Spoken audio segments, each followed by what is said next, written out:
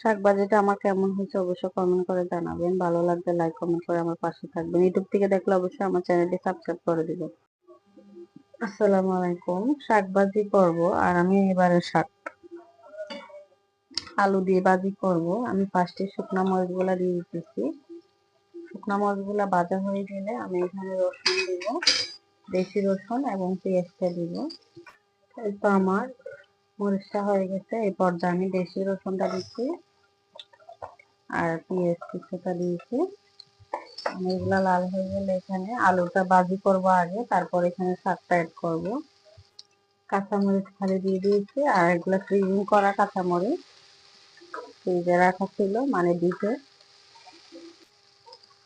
তেলটা কম হয়েছে, আমি আবারও তেল দিয়ে দিলাম। তো আমি এখানে লবণটা অ্যাড করতেছি। লবণটা দিয়ে সামান্য একটু হলুদ দিব, আর হলুদ দেওয়ার কারণ হচ্ছে আলুর কালারটা যেন একটু সুন্দর আসে, যেহেতু আমি আলু দিয়ে শাক ভাজিটা করবো। আমি এখানে আলুটা দিয়ে দিতেছি।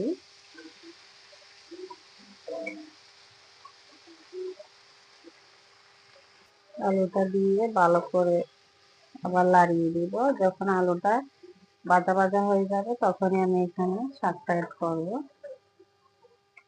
হালকা একটু হলুদ আবারও দিলাম কালারের জন্য, কালারটা চলে আসবে, সুন্দর একটা কালার আসবে। এবার আমি ঢাকনাটা ঢেকে দিলাম।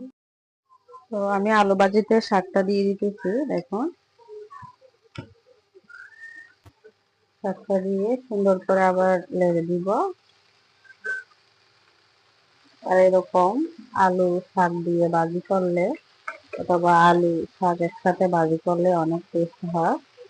আপনারা কারা কারা এরকম পছন্দ করেন অবশ্যই কমেন্ট করে জানাবেন ভালো লাগলে।